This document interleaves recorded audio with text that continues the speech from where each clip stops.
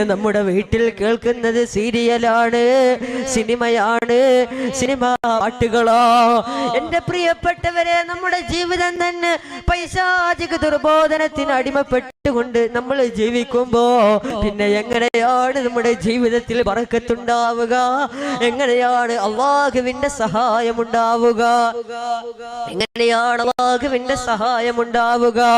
എങ്ങനെയാണ് പടച്ച റബ്ബിന്റെ സംരക്ഷണം ഉണ്ടാവുക?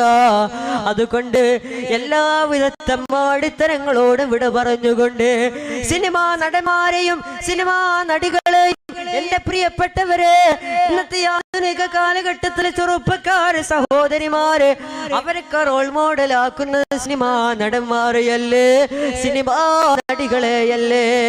നമ്മുടെ റോൾ മോഡൽ ആരാ? ഹബീബായ നബി മുഹമ്മദ് മുസ്തഫ സല്ലല്ലാഹു അലൈഹി വസല്ലമ തങ്ങളല്ലയോ? ആ ഹബീബായ നബി തങ്ങളെയല്ലയോ നമ്മൾ പിൻപറ്റേണ്ടത്? എന്റെ പ്രിയപ്പെട്ട സഹോദരങ്ങള്, അതുകൊണ്ട് ഹബീബായ നബി തങ്ങൾ കാണിച്ചു തന്ന, ആ ഹബീബായ നബി തങ്ങൾ പഠിപ്പിച്ചു തന്ന പാതയിലൂടെ സഞ്ചരിക്കാൻ അല്ലാഹു തൗഫീഖ് നൽകി അനുഗ്രഹിക്കുമാറാകട്ടെ. നമ്മുടെ വീടുകളിൽ മൗലിദും അതുപോലെ തന്നെ സൂറത്ത് യാസീൻ പാരായണം അധികരിപ്പിക്കുക. അതുപോലെ തന്നെ സൂറത്തുൽ വാഖിഅ നമ്മൾ ചിന്തിക്കുന്നത് പോലെയല്ല. സൂറത്തുൽ വാഖിഅ, സൂറത്ത് യാസീൻ ഇതിലേക്ക് മഹത്വം ഒരുപാട് പറയാനുണ്ട്. എന്റെ പ്രിയപ്പെട്ട സഹോദരങ്ങളെ, ഹൃദയം സുറൂറാകുന്നതിനെന്താ വഴി?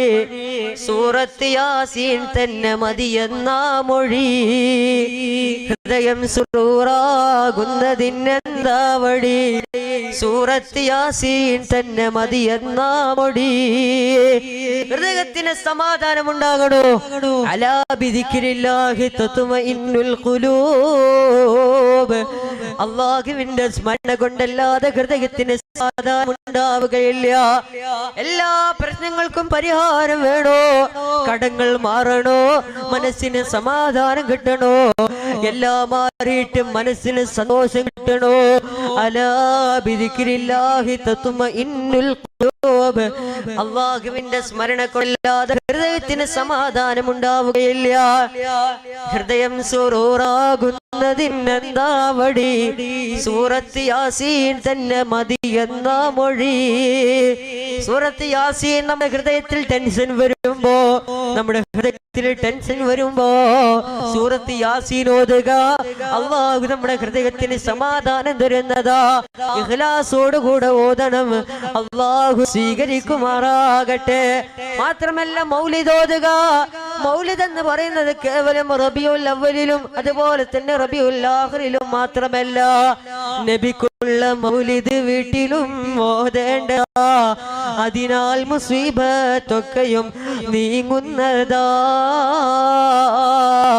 നബിക്കുള്ള മൗലിദ് വീട്ടിലും ഓതേണ്ടതാ. അതിനാൽ മുസീബത്തൊക്കെയും നീങ്ങുന്നതാ. മൗലിദ് എന്ന് പറയുന്നത് എല്ലാ ദിവസവും നമ്മുടെ വീടുകളിൽ ചുരുങ്ങിയത് ഒരു ഹദീസെങ്കിലും ഓതാൻ നമ്മൾ ശ്രമിക്കണം. എല്ലാ ദിവസവും നമ്മുടെ വീടുകളിൽ മൗലിദ് പാരായണം ചെയ്തു കഴിഞ്ഞാൽ അത് റബീഉൽ അവ്വൽ എന്ന് മാത്രമല്ല, റബീഉൽ ആഖിറിൽ എന്ന് മാത്രമല്ല, എല്ലാ ദിവസവും നമ്മുടെ വീടുകളിൽ മൗലിദ് ഓതിക്കഴിഞ്ഞാൽ ആ വീട്ടിൽ അല്ലാഹുവിന്റെ സഹായം ഉണ്ടാകുന്നതാണ്. ബദരീങ്ങളുടെ കാവലുണ്ടാകുന്നതാണ്. ആ വീട്ടിൽ കള്ളന്മാരുടെ ശല്യം ഉണ്ടാവുകയില്ല. കള്ളന്മാരുടെ ശല്യം ഉണ്ടാവുകയില്ല. ആ വീട്ടിലെപ്പോഴും സന്തോഷമാണ്, റാഹത്താണ്. അതുകൊണ്ട് പ്രിയപ്പെട്ടവരെ, ഇങ്ങനെയുള്ള നല്ല നല്ല കാര്യങ്ങൾ നമ്മുടെ ജീവിതത്തിലേക്ക് നമ്മൾ കൊണ്ടുവരിക. മാത്രമല്ല എന്റെ പ്രിയപ്പെട്ട സഹോദരങ്ങളെ, സഹോദരിമാരെ, വീട്ടിൽ ദാരിദ്ര്യമില്ലാതിരിക്കാൻ സൂറത്തുൽ വാഖിഅ ഓതുക. മഹാനായ ഇബ്നു മസ്ഊദ് റളിയല്ലാഹു തആല അൻഹു പറയുകയാ, എന്റെ ഹബീബായ നബി തങ്ങൾ എന്നെ പഠിപ്പിച്ചിട്ടുണ്ട്. ആരെങ്കിലും ഒരാൾ മഗ്രിബ് നിസ്കരിച്ചിട്ട് സൂറത്തുൽ വാഖിയ തുടരെ പാരായണം ചെയ്താൽ ലം തുസിബുഹു ഫാഖത്തുൻ അബദാ, അവർക്ക് പിന്നെ ഒരിക്കലും ദാരിദ്ര്യം വരില്ലെന്നാ, അവർക്ക് ഒരിക്കലും ദാരിദ്ര്യം വരില്ലെന്ന് നബി മുഹമ്മദ് മുസ്തഫ സല്ലല്ലാഹു അലൈഹി വസല്ലമ തങ്ങൾ നമ്മളെ പഠിപ്പിക്കുകയാ. എന്റെ പ്രിയപ്പെട്ട സഹോദരങ്ങളെ, അതുകൊണ്ട് എന്റെ പ്രിയപ്പെട്ടവരെ, ഇങ്ങനെയുള്ള നല്ല നല്ല കാര്യങ്ങൾ ജീവിതത്തിലേക്ക് കൊണ്ടുവന്ന് നമ്മുടെ ജീവിതത്തെ നമ്മൾ ധന്യമാക്കുക, ജീവിതത്തിൽ നമ്മൾ ഈമാൻ വർദ്ധിപ്പിക്കുക, തഖ്വയോടുകൂടെ ഇഖ്ലാസോടുകൂടെ ജീവിക്കുക. അല്ലാഹുവേ നീ തൗഫീഖ് നൽകണേ എന്റെ പ്രിയപ്പെട്ട സഹോദരങ്ങളെ. അതുകൊണ്ട് ഞാൻ കൂടുതൽ നീട്ടിക്കൊണ്ടു പോകുന്നില്ല, അവസാനിപ്പിക്കുകയാ. അതുകൊണ്ട് നമ്മുടെ മക്കളെ ദീനിയായ കാര്യങ്ങളിലേക്ക് അടുപ്പിക്കുക. ഇന്നല്ലെങ്കിൽ എന്റെ പ്രിയപ്പെട്ട മാതാപിതാക്കളോട് ഞാൻ ഓർമ്മിപ്പിക്കുകയാ, ഇന്നല്ലെങ്കിൽ നാളെ ഞാനും നിങ്ങളും ഖബറിൽ പോയി കിടക്കേണ്ടവരല്ലേ.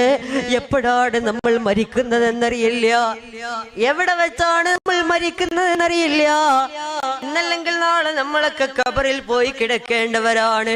മാതാപിതാക്കളെ, പ്രിയപ്പെട്ട ഉമ്മമാരെ, ഉപ്പമാരെ, ആരാരുമില്ലാത്ത 6 അടി മണ്ണിനുള്ളിൽ പോയി കിടക്കുമ്പോ, എന്റെ പ്രിയപ്പെട്ടവരെ, നമ്മൾ ആരാരുമില്ലാത്ത ഖബറിൽ കിടക്കുമ്പോ ആ സമയത്ത് നമ്മുടെ മക്കൾ നമ്മുടെ ഖബറിന്റെ ചാരം വന്ന് അല്ലാ, ഈ ഖബറിൽ കിടക്കുന്നത് എന്റെ ഉപ്പയാണ്, ഈ ഖബറിൽ കിടക്കുന്നത് ഉമ്മയാണ്, എന്റെ ഉമ്മാക്ക് പൊറുക്കണേ അല്ലാ, ഉപ്പാക്ക് മഗ്ഫിറത്ത് കൊടുക്കണേ അല്ലാ, അവർക്ക് സ്വർഗം കൊടുക്കണേ അല്ലാ എന്ന് പറഞ്ഞ് പൊട്ടിക്കരഞ്ഞ് ദുആ ചെയ്യുന്ന മക്കളെ വേണ്ടയോ പ്രിയപ്പെട്ടവരെ? നാളെ നമ്മുടെ മക്കൾ നമ്മുടെ ഖബറിന്റെ ചാരം വന്ന് ഒരു ഫാത്തിഹ സൂറത്ത് ഓതി, യാസീൻ സൂറത്ത് ഓതി, ഇഖ്ലാസ് മുഅവ്വിദത്തൈനിയെങ്കിലും ഓതിയിട്ട് നമുക്ക് വേണ്ടി പൊട്ടിക്കരഞ്ഞ് ദുആ ചെയ്യുന്ന മക്കളെ വേണ്ടയോ? അങ്ങനെയുള്ള സ്വാലിഹീങ്ങളായ മക്കളെ വേണ്ടയോ? വേണ്ടേ? അങ്ങനത്തെ മക്കളെ വേണ്ടേ? വേണ്ടേ? എന്റെ പ്രിയപ്പെട്ടവരെ, നമ്മൾ മരിച്ചാലും നമുക്ക് വേണ്ടി ദുആ ചെയ്യുന്ന മക്കളെ വേണ്ടയോ? അതിനെന്ത് വേണം? ഇപ്പോൾ തന്നെ നമ്മുടെ മക്കളെ ദീനിയായ കാര്യങ്ങളിലേക്ക് അടുപ്പിക്കുക, നല്ല മാർഗത്തിലേക്ക് അടുപ്പിക്കുക.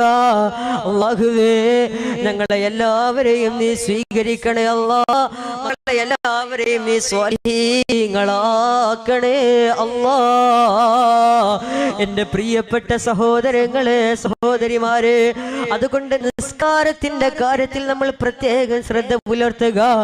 നിസ്കാരം ഉപേക്ഷിച്ചാൽ പിന്നെ നമ്മൾ കാഫിറ, പിന്നെ എന്തിനാണ് നമ്മൾ ജീവിച്ചിരിക്കുന്നത്? അതുകൊണ്ട് പ്രിയപ്പെട്ടവരെ, മരിക്കുന്നത് എപ്പോഴാണെന്നറിയില്ല, മരണം ഏത് സമയത്താണ് വരുന്നതെന്നറിയില്ല. എന്റെ പ്രിയപ്പെട്ടവരെ, ഇന്ന് തന്നെ ഒരു അപകട വാർത്ത ഞാൻ കേട്ടു. ബഹുമാനപ്പെട്ട ഷാജഹാൻ ഉസ്താദിന്റെ മകന്റെ കൂടെ പഠിക്കുന്ന ഒരു പൊന്നുമോൻ, ആ പൊന്നുമോൻ ഇന്ന് ആക്സിഡന്റിൽ പെട്ടെന്നങ്ങ് മരണപ്പെട്ടു പോവുകയാണ്. എൻ പ്രിയപ്പെട്ടവരെ, മനുഷ്യന്റെ അവസ്ഥ ഇത്രയേ ഉള്ളൂ. ഇതാണ് മനുഷ്യന്റെ അവസ്ഥ. എത്ര പെട്ടെന്നാണ് ഇവിടെ മറഞ്ഞു പോകുന്നത്. മനുഷ്യന്റെ അവസ്ഥ ഇത്ര മാത്രമേ ഉള്ളൂ. എന്റെ പ്രിയപ്പെട്ടവരെ, ഇന്നലെ കണ്ടവനെ ഇന്ന് കാണാത്ത ദുനിയാവിലാണ് ഞാൻ നിങ്ങളും ജീവിച്ചു കൊണ്ടിരിക്കുന്നത്. എത്രയോ മരണവാർത്തകൾ കേൾക്കുന്നവർ നാം, പൊടുന്നനെയുള്ള അപകടം മരങ്ങൾ കാണുന്നവർ നാം, കേൾക്കുന്നവർ നാം. ഇന്നലെ നടന്നവൻ, ഇന്നലെ തോളിൽ കൈയിട്ട് നടന്നവൻ, ഇന്നലെ കളി തമാശകൾ പറഞ്ഞ് രസിച്ച് ചിരിച്ച് നടന്നവർ, ഇന്നവന്റെ മയ്യത്തിന് മുമ്പിൽ നിൽക്കാൻ വിധിക്കപ്പെട്ടവർ നാം. എന്റെ പ്രിയപ്പെട്ട സഹോദരങ്ങളെ, ഇന്ന് നമുക്കറിയാമല്ലോ, അല്ലാഹുവിന്റെ പരീക്ഷണങ്ങൾ വല്ലാതെ വർദ്ധിച്ചു കൊണ്ടിരിക്കുകയാണല്ലോ. ഒരു പരീക്ഷണത്തിന് പുറമെ മറ്റൊന്നെന്ന നിലയിൽ അല്ലാഹുവിന്റെ പരീക്ഷണങ്ങൾ വർദ്ധിച്ചു കൊണ്ടിരിക്കുമ്പോ, എന്റെ പ്രിയപ്പെട്ടവരെ, നിങ്ങളൊക്കെ ഒരു പക്ഷേ അറിഞ്ഞിട്ടുണ്ടാകും, ഞങ്ങളുടെ നാട്ടിലാണ് ആ സംഭവം നടന്നത്. ഒരു ഉമ്മയുടെയും ഉപ്പയുടെയും 3 മക്കൾ അല്ലാഹു സുബ്ഹാനഹു വ തആല ജീവിതത്തിൽ കൊടുത്ത 3 മക്കൾ, അതും തന്നെ 10 വർഷത്തിന് ശേഷം അല്ലാഹു കൊടുത്ത 3 മക്കൾ. 10 വർഷക്കാലം അവർ അല്ലാഹുവിനോട് ദുആ ചെയ്തു. അല്ലാഹുവേ,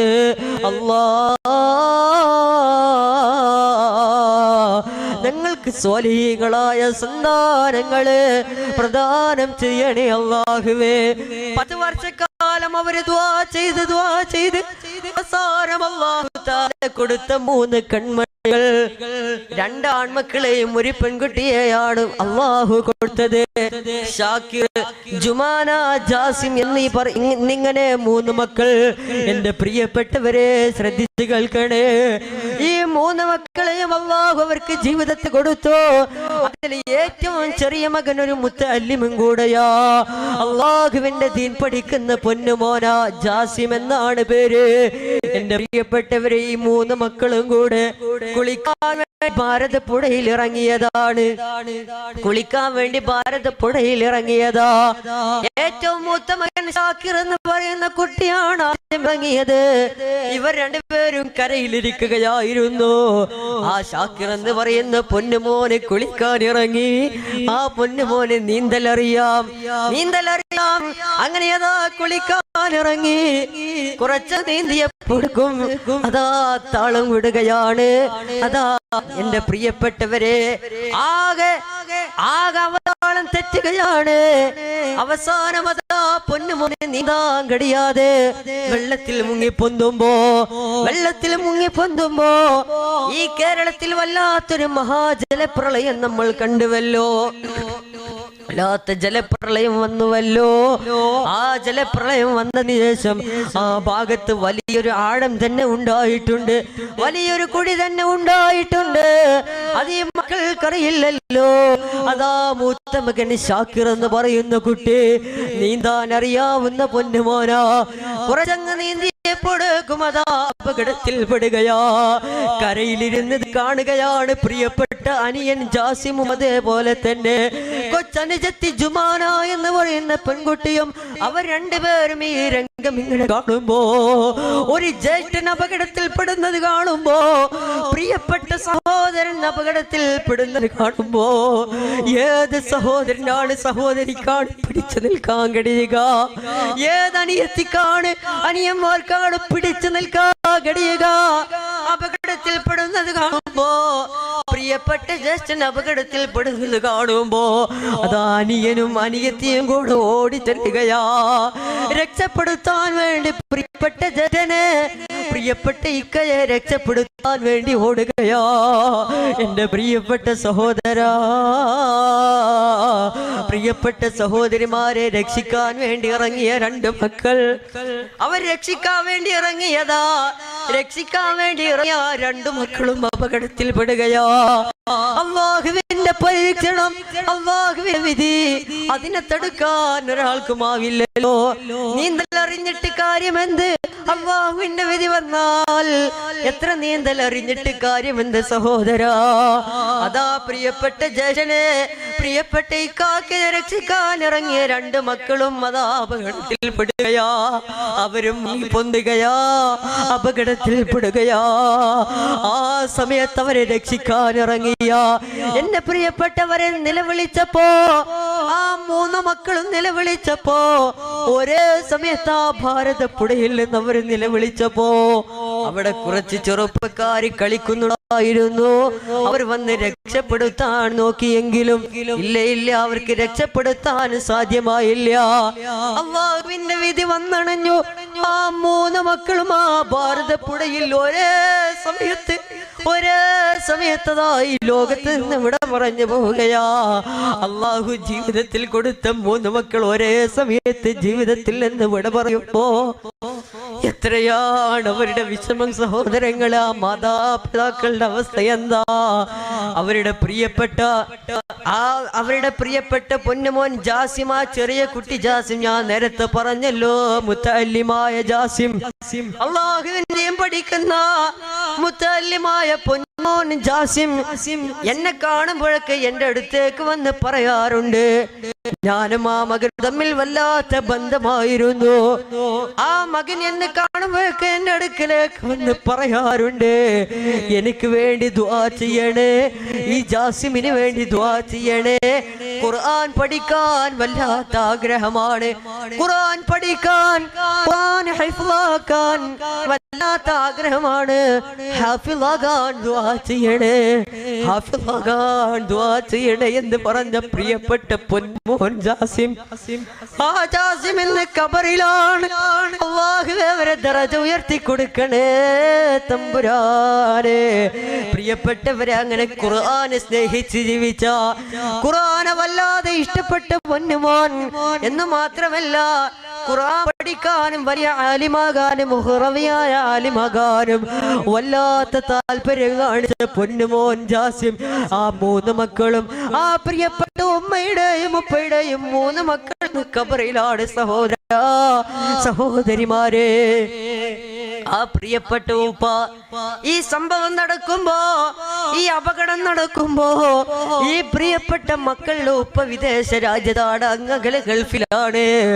പ്രിയപ്പെട്ട ഉപ്പയും അവിടുത്തെ സഹോദരന്മാരും എല്ലാവരും ഗൾഫിലാണ്. ഉമ്മ മാത്രമാണ് ഇവിടെയുള്ളത്. ഈ അപകടം നടക്കുമ്പോ പ്രിയപ്പെട്ട ഉപ്പ നാട്ടിലില്ല. അവസാനം പ്രിയപ്പെട്ട ഉപ്പയെ നാട്ടിലേക്ക് വിളിച്ചു വരുത്തിയത് ഉമ്മാക്ക് അസുഖമാണെന്ന് പറഞ്ഞിട്ടാണ്. പ്രിയപ്പെട്ട ഉമ്മാക്ക് വല്ലാത്ത അസുഖമാണെന്ന് പറഞ്ഞിട്ടാണ് ആ പ്രിയപ്പെട്ട ഉപ്പയെ നാട്ടിലേക്ക് വിളിച്ചു വരുത്തിയത്. എന്റെ പ്രിയപ്പെട്ടവര്, പ്രിയപ്പെട്ട ഉമ്മാക്ക് അസുഖമാണെന്ന് പറഞ്ഞിട്ട് ആ ഉപ്പാനെ നാട്ടിലേക്ക് വിളിച്ചു വരുത്തിയിട്ട് ആ പ്രിയപ്പെട്ട ഉപ്പ വീട്ടിലേക്ക് ചെന്ന് നോക്കും.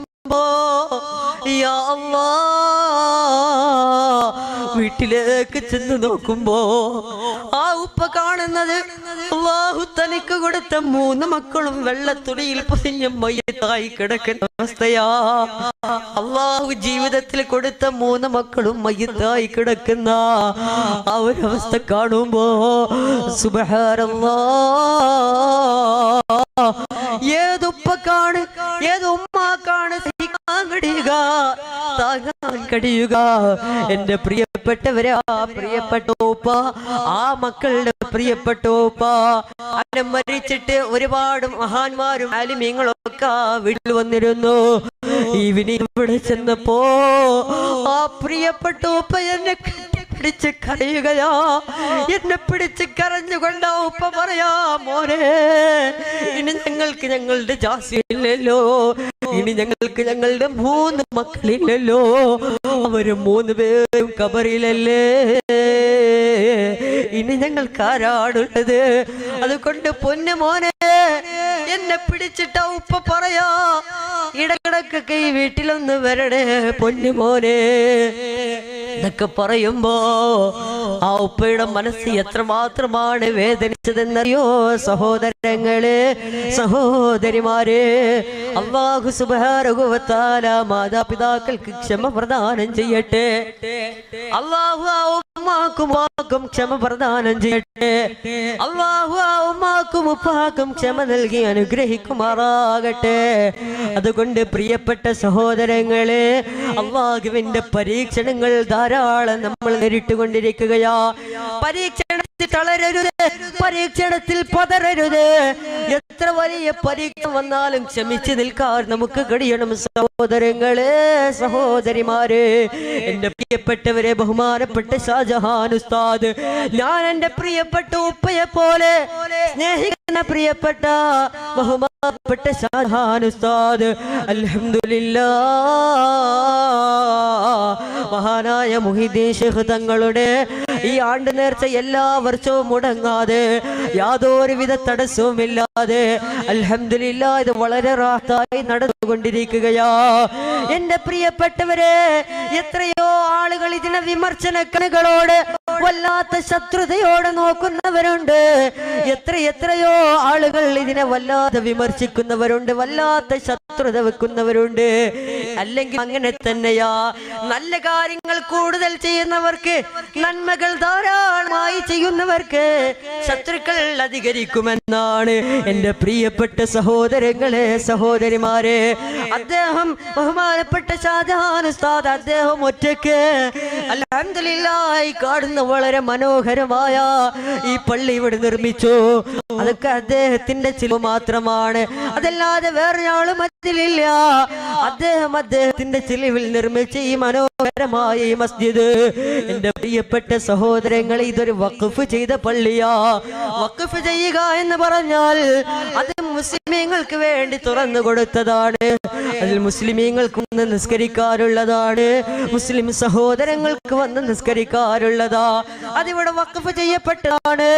മഹാനായ ശൈഖുനാ അത്തിപ്പറ്റ ഉസ്താദ് മുത്തബിഉസ് സുന്ന, ഹബീബായ നബി തങ്ങളുടെ ജീവിതം അതേപോലെ മാതൃകയാക്കി ജീവിക്കുന്ന മഹാനായ ശൈഖുനാ അത്തിപ്പറ്റ ഉസ്താദ് ഇവിടെ വന്ന് ഉദ്ഘാടനം ചെയ്ത് വഖഫ് ചെയ്ത പള്ളിയാണിത്. മസ്ജിദുൽ ഹുദ, മസ്ജിദുൽ ഹുദ എന്ന് പേരിട്ട പള്ളിയാണിത്. എന്നിട്ട് ഈ പള്ളിയെ എത്രയോ ആളുകൾ വിമർശിച്ചവരുണ്ട്.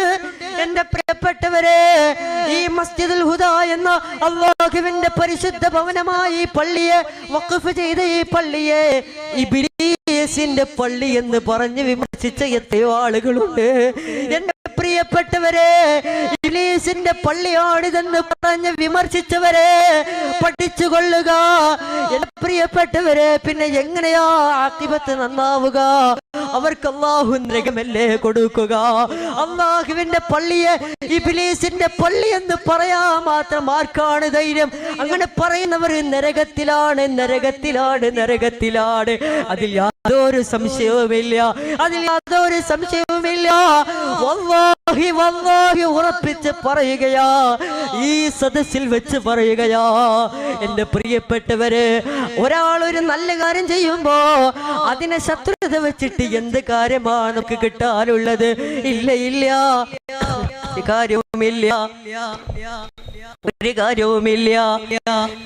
ഇബ്ലീസിന്റെ പള്ളി എന്ന് പറയുമ്പോ, ഇബ്ലീസിന്റെ പള്ളിയാണെന്നൊക്കെ പറയുമ്പോ അവരൊക്കെ എത്രമാത്രം മതപ്പതിച്ചു പോയവരാ, അവരൊക്കെ എത്രമാത്രം മതപ്പതിച്ചു പോയവരാ. അവരോടൊക്കെ ഒന്ന് പറയാനുള്ളൂ, നിങ്ങൾക്ക് അല്ലാഹു തരുന്നത് നരകം മാത്രമാ.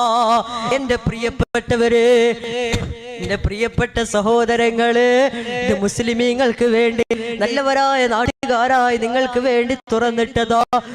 ഈ പള്ളിയെ ഉപേക്ഷിച്ചുകൊണ്ട് ഇത് ഇബ്ലീസിന്റെ പള്ളിയാണെന്ന് പറഞ്ഞുകൊണ്ട് മറ്റൊരു പള്ളിയിൽ പോയി നിസ്കരിക്കുന്ന എത്രയോ ആളുകളുണ്ട്.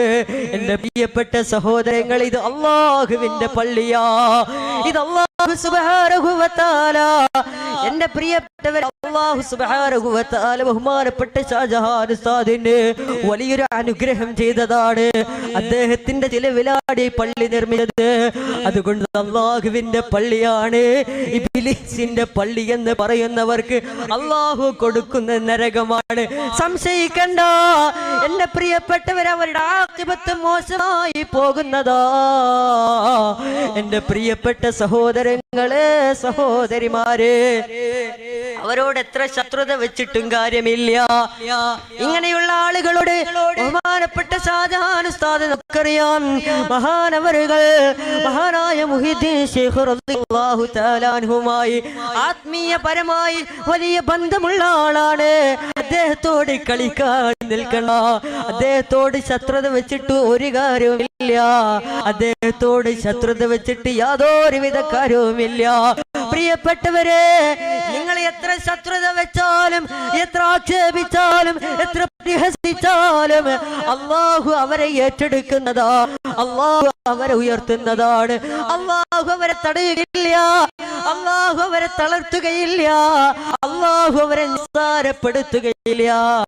അവരൊക്കെ ഹൃദയത്തിൽ ഒരുപാട് സങ്കടങ്ങളുമായി, ഹൃദയത്തിൽ ഒരുപാട് വിഷമങ്ങളും പ്രതിസന്ധികളും പ്രയാസങ്ങളുമായി നടക്കുകയാ. ഉള്ളിൽ കരഞ്ഞ് പുറത്ത് പുതിരിച്ച് കാണിക്കുന്ന ബഹുമാനപ്പെട്ട ഷാജഹാൻ ഉസ്താദ് എത്രയോ വിഷമങ്ങളുണ്ട്, എത്രയോ പ്രയാസങ്ങളുണ്ട്. എല്ലാം അല്ലാഹുവിനോട് പറയുകയാ. അദ്ദേഹം ഇതെല്ലാം ക്ഷമിച്ചുകൊണ്ട് നടക്കുകയാ. അതല്ലേ അല്ലാഹു പറഞ്ഞത്, ഇന്നല്ലാഹ മഅസ്വാബിരീൻ, സഹോദരാ, അല്ലാഹു ക്ഷമിക്കുന്നവരോടുകൂടെയാ, അല്ലാഹു ക്ഷമിക്കുന്നവരോടുകൂടെയാ. ആര് എന്ത് പറഞ്ഞാലും ആക്ഷേപിച്ചാലും പരിഹസിച്ചാലും അല്ലാഹു അവരെ ഉയർത്തുക തന്നെ ചെയ്യുന്നതാ. അതിന്റെ അടയാളമല്ലേ ഈ കാണുന്നത്. അവരാര് തട്ടാൻ ശ്രമിച്ചിട്ടും കാര്യമില്ല. മഹാനായ മുഹീദ്ദീൻ ശൈഖ് റളിയല്ലാഹു അൻഹു അവരുടെ കറാമത്ത് വളരെ വലുതാ. അവരുടെ കറാമത്ത് കൊണ്ടാണ് അൽഹംദുലില്ലാഹ് ഈ പരിപാടിയൊക്കെ വളരെ മനോഹരമായി മുന്നോട്ട് പോകുന്നത്. അതുകൊണ്ട് മുഹീദ്ദീൻ ശൈഖ് റളിയല്ലാഹു തആലയുടെ കറാമത്താണ് ഈ കാണുന്നതെല്ലാം. അതുകൊണ്ട് ആര് ശത്രുത വെച്ചിട്ടും കാര്യമില്ല, ആക്ഷേപിച്ചിട്ടും കാര്യമില്ല. അവർക്ക് അല്ലാഹുവിന്റെ ശിക്ഷ വരുന്നതാണ്, അവർക്ക് അല്ലാഹുവിന്റെ അദാബ് ഇറങ്ങുന്നതാണ്. അതല്ലേ അല്ലാഹു സുബ്ഹാനഹു വ തആല പറഞ്ഞത്, ഫൽയഹ്ദരില്ലദീന യുഖാലിഫൂന അൻ അംരിഹി അൻ തുസീബഹും ഫിത്ന ഔ യുസീബഹും അദാബുൻ അലീം.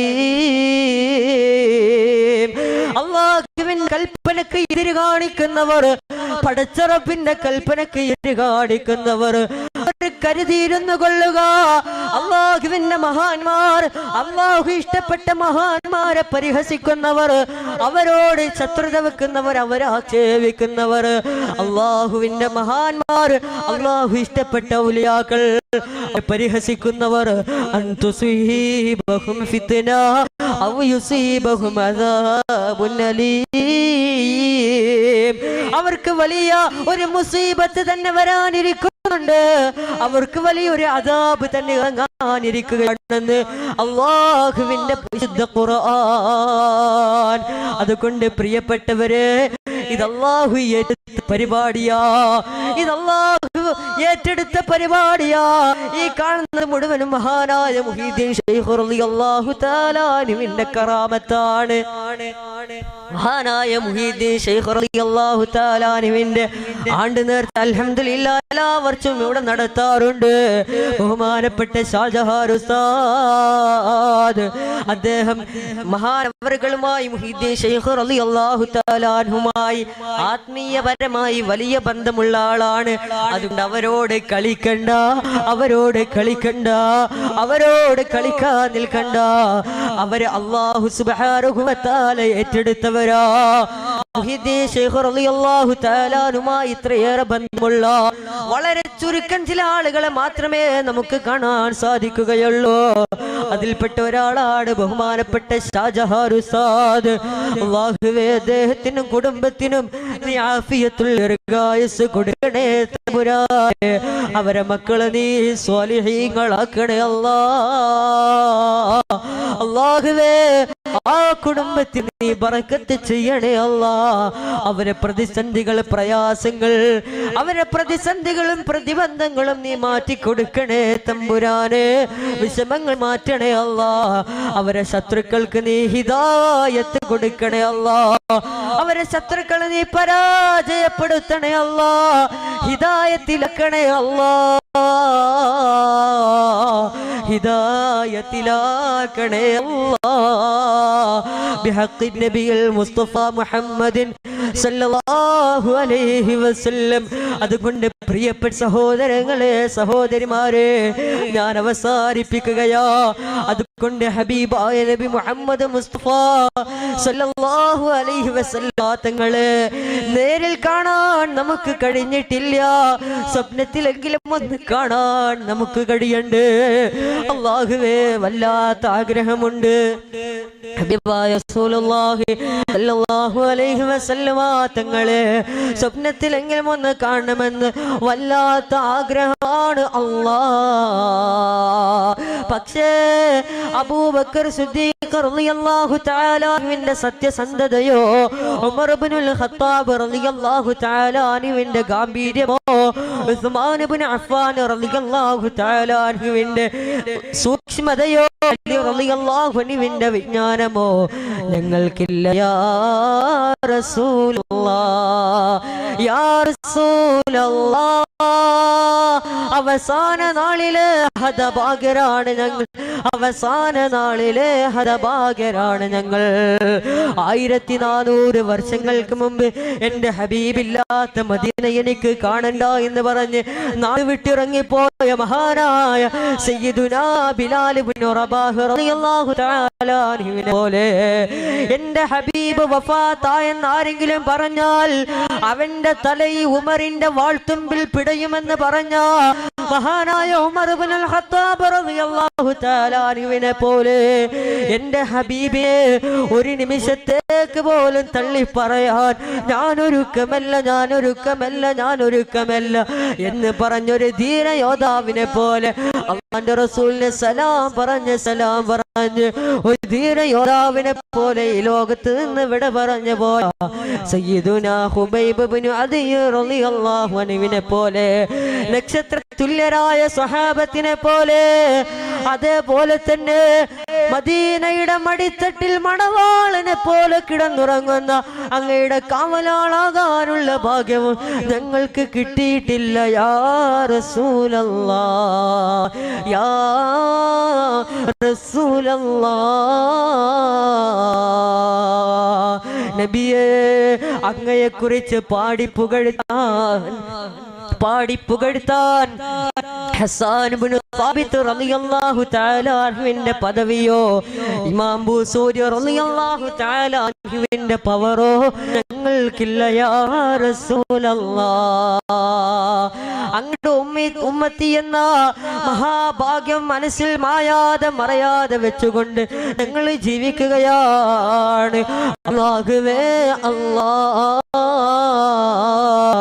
ഞങ്ങൾ മരിക്കുന്നതിന് മുമ്പ് ഞങ്ങളെ ചോരയായ ജീവൻ തുടിപ്പായ കരളിന്റെ കാതലായ മുത്തളി നബി മുഹമ്മദ് മുസ്തഫ സല്ലല്ലാഹു അലൈഹി വസല്ലമ തങ്ങളെ, ആ ഹബീബായ നബി തങ്ങൾ അന്ത്യവിശ്രമം കൊള്ളുന്ന റൗള ശരീഫിലേക്ക് മരിക്കുന്നതിന് മുമ്പ് നീ ഞങ്ങളെ എത്തിക്കണേ അല്ലാഹ്. മരിക്കുന്നതിന് മുമ്പ് നീ ഞങ്ങളെ മദീനയിലേക്ക് എത്തിക്കണേ അല്ലാഹ്. بحق النبي المصطفى محمد بحق النبي المصطفى محمد صلى الله عليه وسلم.